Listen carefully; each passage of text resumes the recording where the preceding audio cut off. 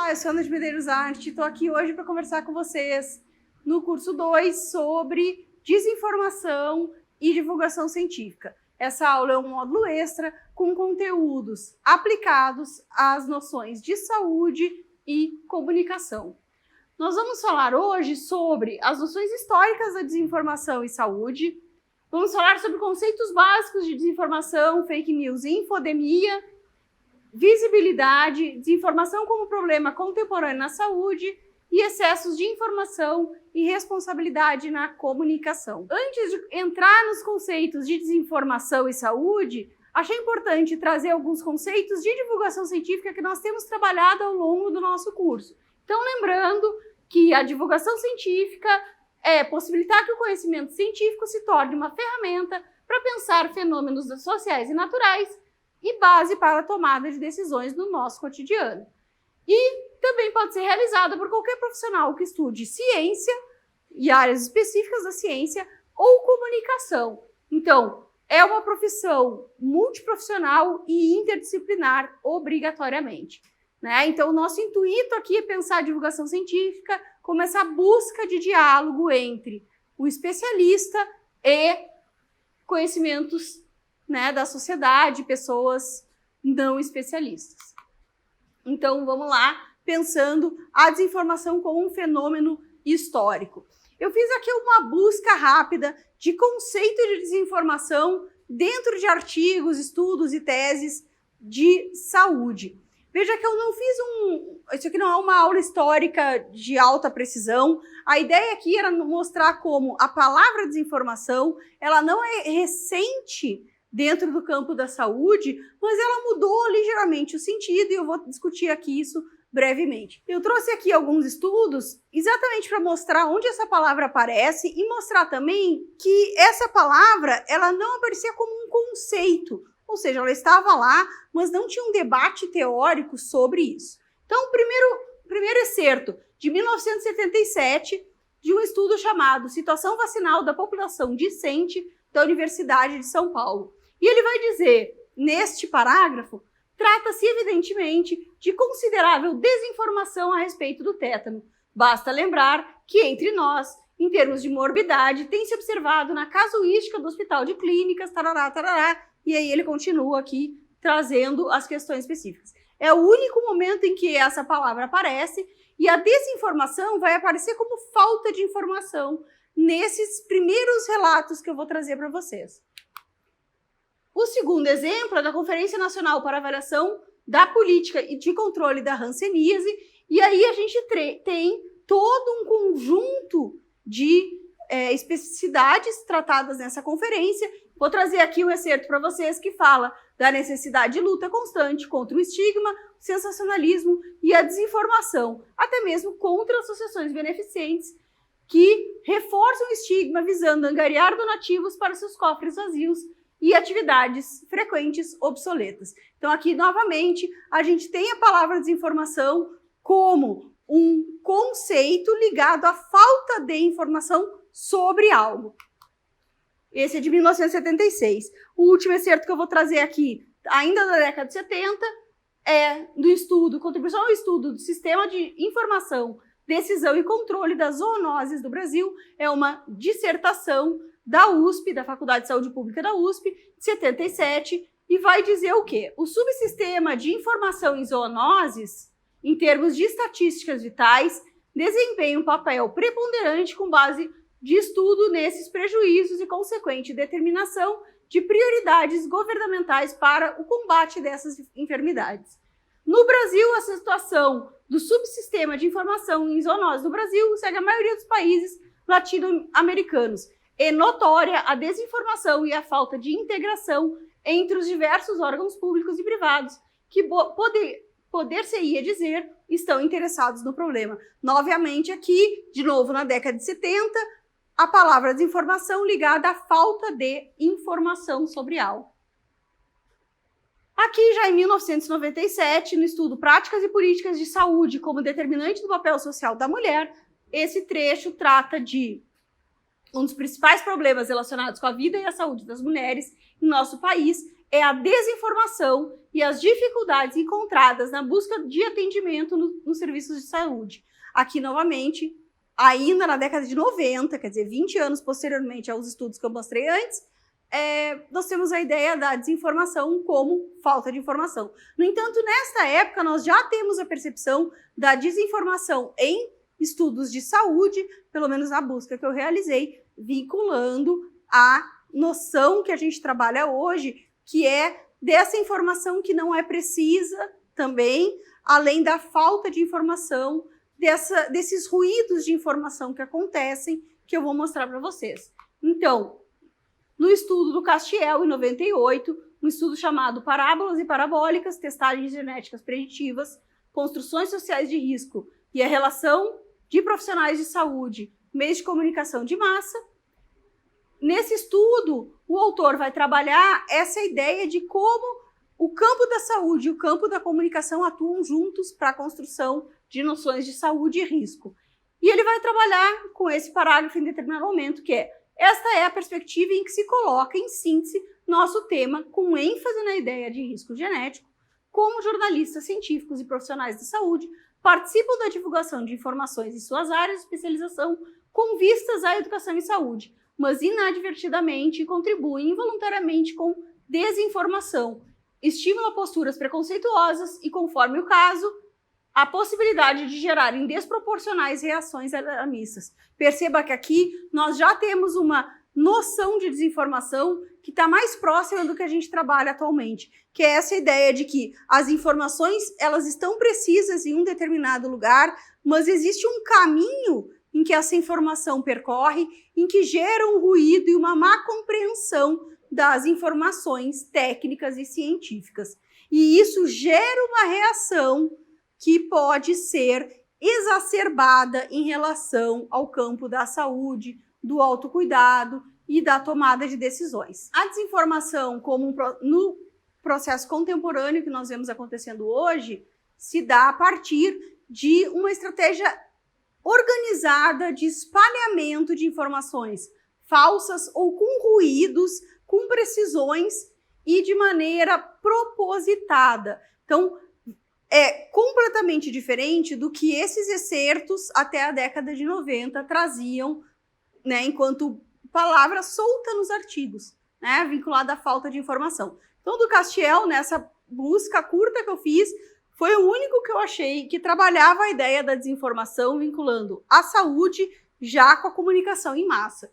E hoje em dia, a gente vai ver, tem outros elementos vinculados ao processo da desinformação. Primeiro, trazer 3 conceitos que são importantes aqui. Primeiro é o fake news, que atualmente é considerado na literatura acadêmica, né, no meio científico, já um termo ultrapassado e, até certo ponto, incorreto. Portanto, é um termo importante da gente observar. Ele era tomado dentro do meio acadêmico-científico como aquela informação falsa deliberadamente criada nos formatos em termos de linguagem, diagramação e estrutura, como jornalismo, né? Então, mensagens jornalísticas. Por que dentro do meio acadêmico esse termo ele é tomado como impreciso e ultrapassado? A ideia da palavra news dentro do idioma inglês, ele é considerado como notícia. A ideia de que a notícia é falsa é um contrassenso dentro do campo da comunicação. A notícia,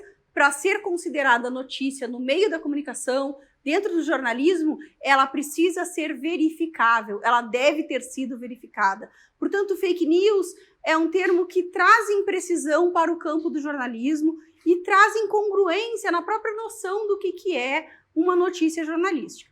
Então, atualmente a gente usa outro termo para designar o que a gente antigamente chamava de fake news, que é a desinformação. Aqui no Brasil nós temos o termo desinformação, mas em inglês nós temos 2 termos diferentes para falar desse fenômeno, e que no Brasil estão aglomerados dentro dessa mesma palavra. Mas em inglês elas são divididas em 2 termos, né? O que acontece, o fenômeno em si, ele está dividido em 2 termos. Então, que seria disinformation e misinformation. Então, disinformation é uma informação deliberadamente falsa, organizada e estruturada para ser espalhada com o intuito de dano e com a intencionalidade de causar confusão, ruído em relação às informações técnicas científicas. A misinformation é o que a gente costuma chamar aqui daquela pessoa que não tem traquejo com as redes sociais, que não sabe identificar as informações, cumprir etapas de verificação e acaba espalhando essas mensagens, acreditando estar fazendo uma ação que realmente seria benéfica às pessoas. Então, no caso, é aquela pessoa que recebe em grupos de família, no WhatsApp, etc. e tal, e acaba repassando por estar em um círculo de confiança. Então, recebe a informação e repassa. Nesse caso, a gente está falando do misinformation. O misinformation ele é previsto dentro da disinformation, ou seja, quando a gente monta estratégias de espalhamento de notícias falsas, nós fazemos a previsão de que existem pessoas que vão acreditar no que a gente estruturou e vão repassar. Então, uma noção está contida dentro da outra estrategicamente. E nós vamos trabalhar também com a noção da infodemia. Então, uma das coisas que a OMS começou a trabalhar de maneira muito intensa desde o início da Covid-19 foi a palavra infodemia, foi essa noção de que nós vivíamos uma pandemia simultânea de Covid, que era a pandemia de informações. E a infodemia, ela não se limita a informações falsas. A infodemia, ela diz respeito a uma quantidade tão grande de informações circulando que nós não temos condições de averiguar se elas são verdadeiras ou falsas. A palavra infodemia, ela começou a circular a partir de 2009, na pandemia de H1N1, quando a gente também teve já um excesso de informações sem a condição, em tempo real, de verificar se eram verdadeiras ou falsas, e pessoas tomando medicamentos que não eram funcionais em relação a notícias que elas recebiam e que eram, enfim, poderiam fazer elas se curarem de H1N1. Então, essa é a origem da palavra. Ela não diz respeito à Covid, mas ela foi um evento presente da Covid. E eu vou trazer aqui o exemplo de uma busca realizada no dia 5 de dezembro de 2023 com as palavras Covid e coronavírus. Se nós buscarmos essas palavras no Google, nós vamos ter, em relação a coronavírus, cerca de 79 milhões de páginas que tratam de coronavírus, que usam essa palavra em algum momento. Se nós restringirmos a notícias, nós vamos ter 35 mil páginas.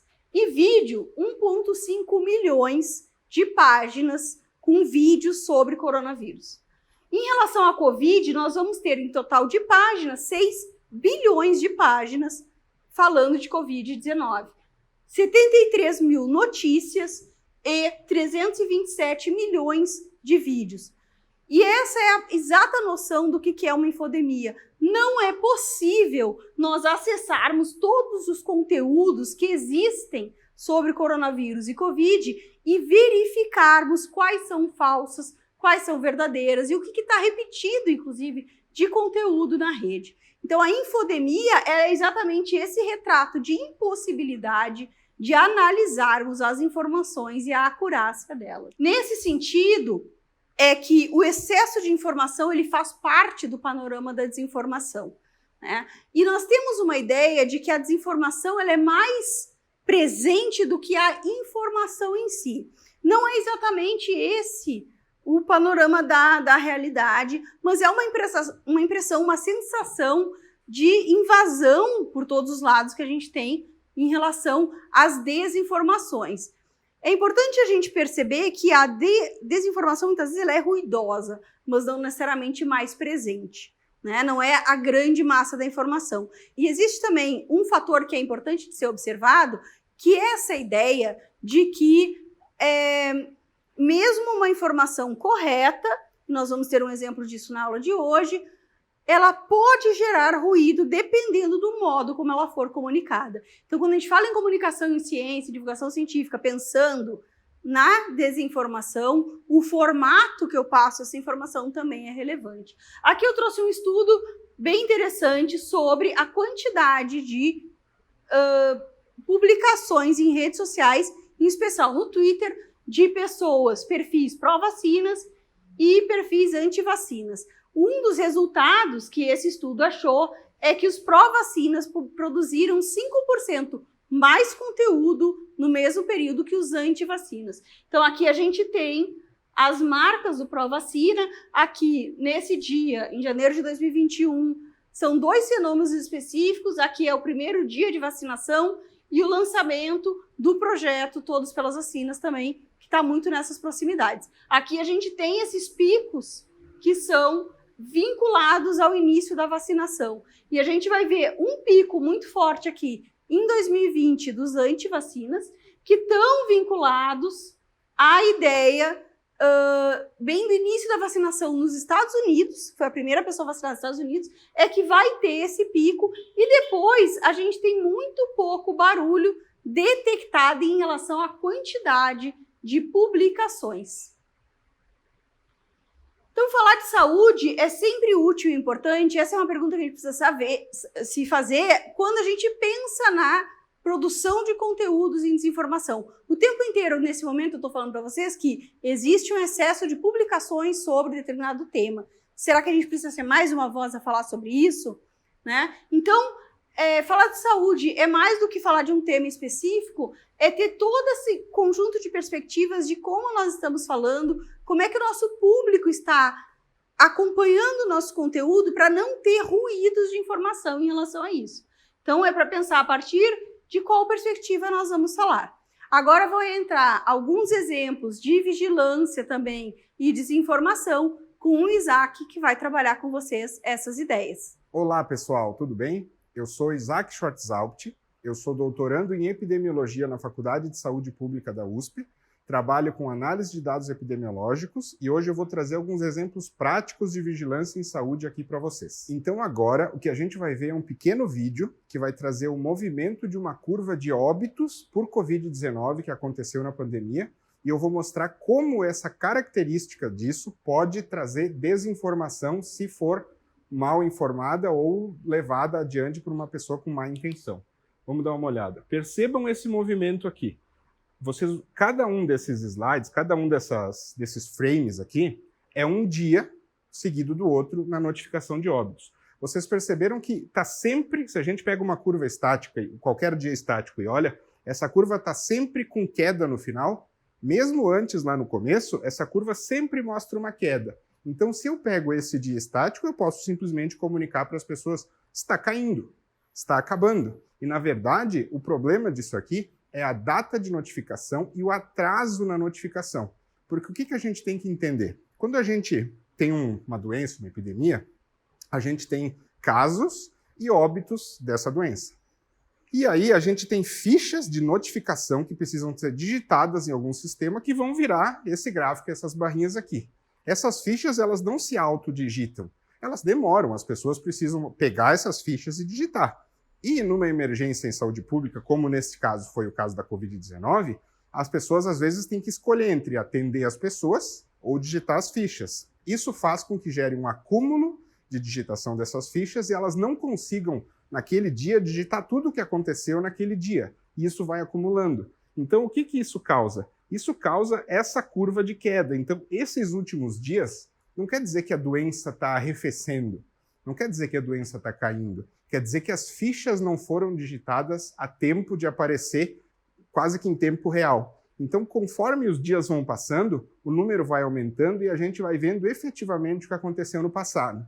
Então, vocês podem imaginar, vendo esse gráfico e lembrando do que aconteceu, infelizmente, quanta desinformação pode ser passada com um dado que a gente não pode dizer que ele está incorreto. Se a gente pegar o dado de fichas notificadas de óbitos daquele dia, é isso aqui mesmo. Esse dado não foi gerado, não foi inventado, é esse dado. Só que esse contexto, se não for passado, ele pode dizer para as pessoas, está acabando, deu, essa onda já passou, sendo que a onda, na verdade, estava começando. Por que a gente sabe que ela estava começando? Porque a gente tem a notificação de casos, e casos geram internações hospitalares que, infelizmente, geram óbitos. Se a gente percebe que os casos continuam aumentando, não faz sentido dizer que esses óbitos estão caindo, porque nada aconteceu de novidade. Então, se esse contexto não acompanha, a gente pode gerar, inclusive, como a Ana falou, aqueles dois conceitos, o disinformation, que é quando a pessoa sabe disso, e ela vai lá e propositalmente fala que está caindo, e o misinformation, que é quando a pessoa acredita e passa, por exemplo, no WhatsApp para a mãe, dizendo: mãe, está caindo, eu vi em algum lugar, e na verdade não está. Então esse é um caso prático, real, que infelizmente aconteceu, e a gente pôde ver isso na prática acontecendo. Aqui é um outro slide do boletim epidemiológico do Ministério da Saúde, que é muito interessante. Essas barrinhas verdes, e aqui um pouquinho amarela, é o tempo que leva de um exame ser digitado no sistema até ele aparecer na notificação oficial de casos. Então aqui, isso aqui é de 2020, né? Isso aqui é mais ou menos o período da segunda metade de outubro de 2020. Ali estava um período um pouco mais tranquilo, na verdade, a gente já sabia que tinha uma onda começando, mas estava num período, a princípio, de queda. Então, praticamente, olha, o que diz na legenda? O verdinho é 0 a 2 dias, o amarelinho é 3 a 5 dias, e depois o laranjinha é 6 a 10 dias. O que quer dizer isso aqui? Praticamente não tinha atraso.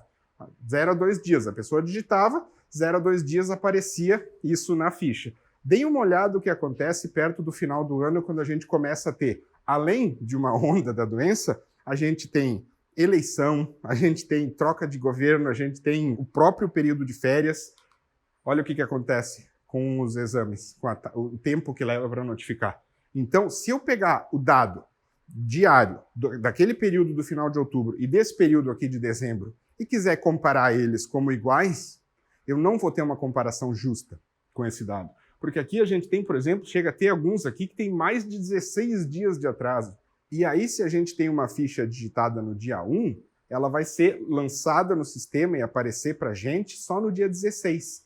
Se nós não tivermos esse contexto, a gente pode gerar uma desinformação. A gente pode ver uma anomalia, seja um crescimento ou uma queda de casos, levada por esse fenômeno, e não pelo fenômeno da doença naturalmente.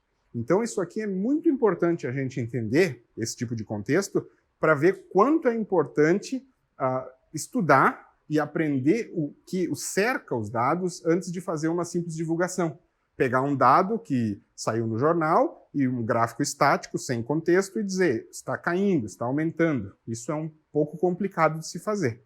Então agora eu volto para a Ana, a gente volta para a Ana e passa os exemplos dela. Obrigado. Agora nós vamos falar do combate à desinformação de informações específicas. Então vou trazer aqui um exemplo do projeto Blog Ciência da Unicamp, do especial Covid-19. Nós temos aqui estudos preliminares, vacinas, políticas públicas e eventos cardiovasculares.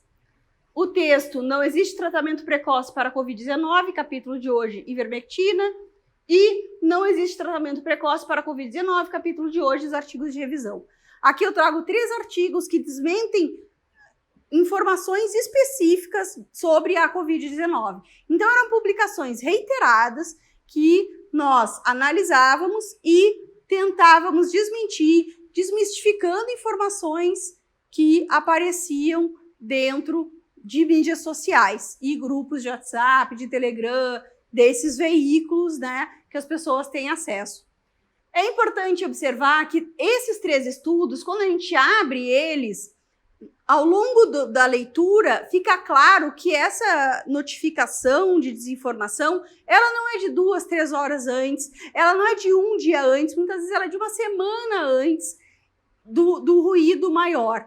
Por que eu estou chamando atenção para isso? Porque a desinformação, ela leva mais tempo para ser estruturada a partir de um estudo organizado, exatamente porque desmentir uma desinformação faz parte da estratégia organizar estruturadamente com referências, com verificabilidade, e isso tem que fazer parte de um projeto no sentido de ensinar o nosso público também a executar essas etapas e compreender o argumento relacionado àquelas desinformações. Então, ensinar as verificabilidades, mostrar como que a gente chegou naquelas conclusões, nas argumentações, faz parte do nosso editorial do blog Ciências da Unicamp. Aqui, falando sobre desinformação e noções de ciência, é uma outra estratégia que não desmente informações específicas, mas é um trabalho de combate à desinformação no sentido da construção de noções de ciência. Então eu trago aqui 3 exemplos, sobre vacina, método científico e transparência, parte 1 e parte 2, e como se faz ciência em um grupo de pesquisa. Essas publicações, elas têm como intuito construir a noção de que a ciência se faz a partir de etapas, a partir de critérios, pressupostos, hipóteses, testagens, e isso é verificado por pares, analisado por pessoas que têm a mesma formação que a gente, que questionam, mandam um estudo de volta, analisam de novo, a gente refaz algumas etapas, manda para publicação. E essas etapas, elas têm um conjunto de pessoas responsáveis que analisa, certifica e, por consenso científico, acaba concordando que aquele conjunto de conhecimentos faz sentido e é verdadeiro dentre esses critérios analisados. Então, nesse sentido, é combate à desinformação, não por questões pontuais, mas pela noção de ciência que a gente está construindo no nosso leitor e que daria ferramentas para ele pensar e tomar decisões no seu dia a dia. Então, essa aula foi sobre desinformação a partir de noções gerais do que é desinformação e como ela se modificou ao longo da história para noções gerais de falta de informação, para um processo estratégico e deliberadamente organizado para espalhar informações falsas e causar confusões em termos de relações com conhecimento científico e tomada de decisões individuais, causando prejuízo para uma população, um grupo social. Então, falamos sobre como essa análise é feita dentro dos editoriais para organizar conteúdos específicos para o nosso público-alvo. É isso sobre desinformação. A gente vai trazer alguns outros elementos e referenciais bibliográficos que vão estar disponíveis para vocês e até a próxima.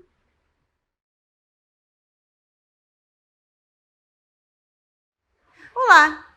Eu sou Ana de Medeiros Arnes, sou professora de Biologia e coordenadora do blog Ciência da Unicamp. Hoje eu estou aqui para falar com vocês, nesse módulo 4 do nosso curso, sobre responsabilidade social, linguagem e relação entre conteúdo e público. A nossa intenção com a aula de hoje é falar sobre um modo de olharmos para o nosso projeto e para toda a produção de conteúdo de maneira avaliativa e em relação à nossa postura, como estamos falando, como estamos organizando o nosso conteúdo, dentre aquilo que nós idealizamos e planejamos como projeto. Nesse módulo, nós vamos falar de legitimidade do conhecimento científico, que é supostamente o que nós representamos, desencontro de informações precisas e confiáveis, então como as pessoas veem os conteúdos das redes, e também relações de afeto, medo, receio, dúvida, cuidado e confiança. Então, a partir do que as pessoas procuram e encontram nos conhecimentos científicos. Começando pela legitimidade do conhecimento científico. O que é essa legitimidade daquilo que a gente apresenta ao nosso público?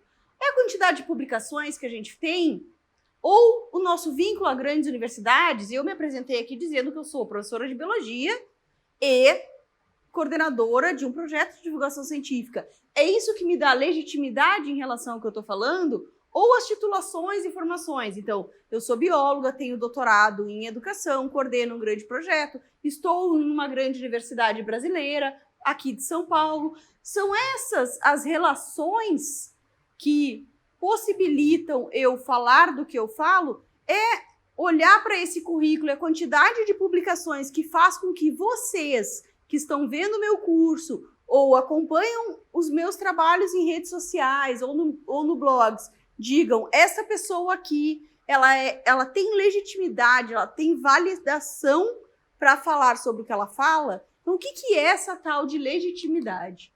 Então, quando a gente trabalha com a ideia da divulgação científica, é lembrar que essa é uma profissão multidisciplinar e interdisciplinar. Então, a quantidade de linhas num currículo não faz com que eu saiba de tudo que eu estou falando. Em que sentido? Então, muitas vezes nós vimos ao longo, principalmente da pandemia, por exemplo, aquela ideia de tal pessoa não pode falar porque ela não está vinculada a um grande projeto de pesquisa, a uma grande universidade, ela tem poucos trabalhos publicados na área. E esse é um cuidado que nós temos que ter quando a gente traz essa discursividade à toa como uma validade enquanto linhas de currículo. É bom lembrar que grandes nomes nacionais e internacionais, mesmo com uma quantidade grande de publicações, não necessariamente se vincularam ao espalhamento de informações seguras e confiáveis. Então, não é sobre isso que se trata a legitimidade. A legitimidade, ela diz respeito ao conhecimento do campo científico e ao conhecimento do campo comunicacional. E ela se dá pela construção de um perfil, e aqui quando eu falo perfil, é o perfil do projeto como um todo e todos os indivíduos que estão envolvidos nesse projeto, que trabalha a legitimidade como uma construção de confiança. Então não é só a quantidade de trabalhos publicados. É óbvio que eu, sendo do campo da ciência, sendo bióloga, que trabalho com comunicação científica há muito tempo, tendo trabalhado em equipes que atuaram na comunicação de Covid-19 dentro da universidade, existe uma legitimidade que está vinculada ao meu campo de atuação, mas ele não define por si só a possibilidade de eu falar de um ou de outro tema. Isso é trabalhado a partir de uma equipe que produz conhecimento, analisa, legitima e possibilita que ele seja publicado com segurança. E essa construção de segurança e confiança no que eu estou dizendo, ela tem que ser feita a partir de uma discussão interna de equipe e também uma validação externa com o meu público. Eu vou trabalhar alguns elementos agora de como a comunicação científica ela pode atuar na construção dessa confiança. Uma das questões é não o que a gente costuma chamar, né, das carteiradas. Ah, eu sou isto aqui e eu posso falar disto.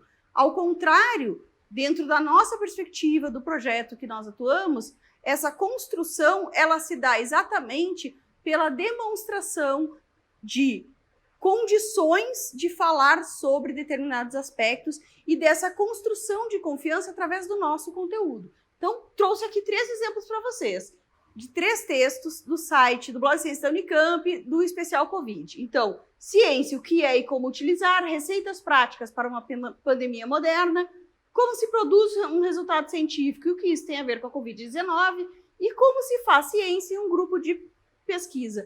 Esses 3 textos, eles têm o objetivo de construir noções de ciência e de como a ciência funciona dentro da universidade. Percebam que parte disso é construir essa noção de legitimidade a partir do respeito do leitor com o nosso trabalho, compreendendo como a ciência se faz dentro dos laboratórios, como ela trabalha saindo dos laboratórios, como funciona esse conhecimento ao sair dos laboratórios e chegar em veículos de comunicação e como é a compreensão disso pelo grande público.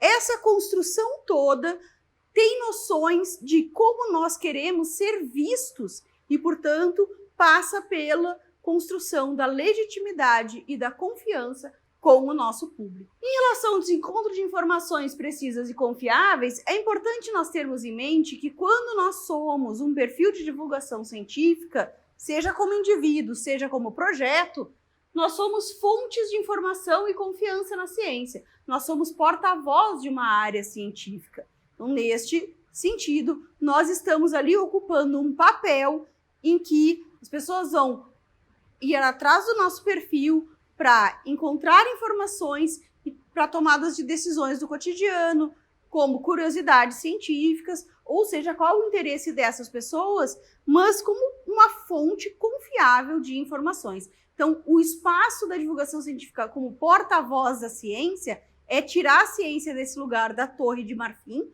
como a gente costuma falar, e aproximar a um público não especialista dentro dessa perspectiva do diálogo. Então, nesse caso, não é, por exemplo, se a gente trabalha no combate à desinformação, debater cada desinformação que sai isoladamente dentro da mídia, enfim, das comunicações, das redes sociais, né?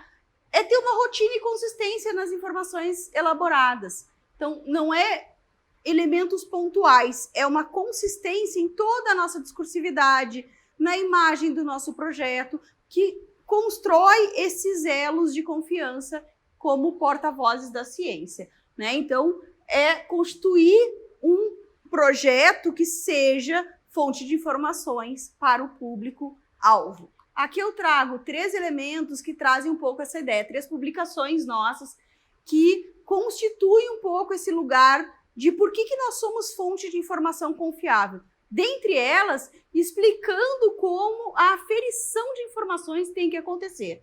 Então, um texto sobre corrigir boatos de forma estratégica, desinformação em vacina, quais são os cuidados necessários e fazer divulgação científica sobre a pandemia em uma sociedade do espetáculo. Esses 3 textos, eles abordam um modo de olhar para a informação. Então, dentro do nosso editorial, uma das tomadas de decisão que nós fizemos como projeto, dentro dessa ideia do desencontro de informações precisas e confiáveis, era traçar um diálogo com os nossos leitores para que eles compreendessem não só como aferir informações, mas como nós fazemos essa aferição. Além disso, dentro desse texto sobre a sociedade do espetáculo, nós vamos abordar de que maneira, a partir das mídias sociais, nós temos um excesso de informações a partir dessa ideia da espetacularização do vírus, ou seja, de que tudo tem que ser uma grande novidade, um grande sucesso, com um grande engajamento, muitos compartilhamentos, e o quanto isso prejudica a comunicação dentre essa regularidade de produção, da verificabilidade das notícias, do tempo que a ciência precisa para produzir informação e levá-la de maneira segura e tranquila para a pessoa que está na sociedade e não tem o conhecimento da produção acontecendo dentro do laboratório. Outro conjunto de textos que nós trabalhamos nesse sentido, aí não tanto de como trabalhar informações falsas, mas trabalhar o conhecimento científico em si, lendo gráficos sobre a Covid-19, como a desinformação tem atrapalhado a nossa resposta à Covid-19 e por um olhar mais ético e menos apressado na comunicação sobre ciência e sociedade. Esses textos, eles também tinham como intuito ensinar o nosso leitor a executar a leitura de informação científica, então, desde gráficos e tabelas, de modo como está aparecendo em jornais e veículos de comunicação, na televisão, etc., e o quanto isso não é um conhecimento trivial. Portanto, de que maneira nós temos que ler esse material para conseguir abstrair dali informações e conseguir entender qual o cenário que nós estávamos vivendo naquele momento. Aqui, esse texto é de 2020.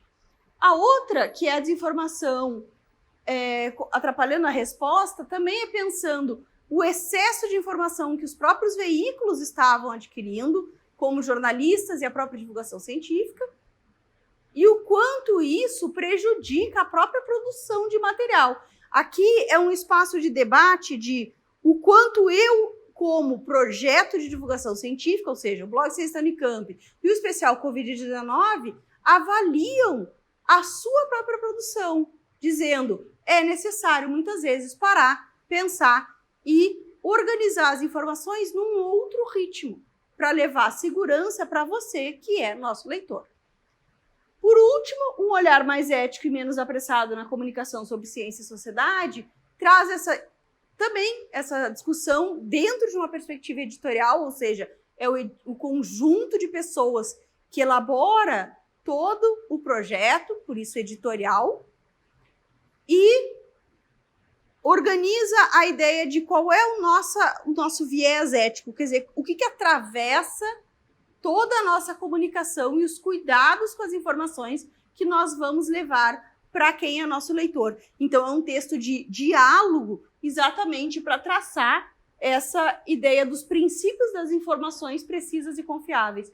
Quem nós somos e como nós estamos dialogando com vocês. Por fim, as relações de afeto, medo e receio, dúvida, cuidado, crença e confiança, a partir das construções das relações. Então, nós sabemos que as informações científicas são fundamentais para o combate à desinformação e para trabalhar a divulgação científica. Parece meio chover no molhado dizer que o trabalho da divulgação científica bebe da fonte de artigos, teses e dissertações ou da pesquisa que o nosso grupo de pesquisa está fazendo. Todavia, é importante entender que o processo da divulgação científica não se faz apenas dentro desse pilar das informações precisas. Fundamentalmente, parte da comunicação diz respeito à construção de laços de afeto. Como assim? Então, o que eu estou falando quando eu digo laços de afeto? São construções de respeito e cuidado, humildade, que são parâmetros importantes e evitam a empáfia e a pedância. Dentro do campo da divulgação científica, uma das prioridades que nós temos trabalhado é A nossa postura não pode ser de intransigência em relação àqueles que não conhecem o assunto que eu estou falando e não entendem a quantidade de informação que eu trago. Então, isso quer dizer que o modo como eu me comunico, ele diz respeito a olharmos para o nosso público a partir da ideia da construção de um diálogo. Eu não consigo compreender tudo o que existe no campo científico. Eu também preciso de um espaço de construção de diálogo para conseguir entender o que meu público não está alcançando em termos de compreensão do meu conteúdo e que essas dúvidas são legítimas, são importantes serem escutadas.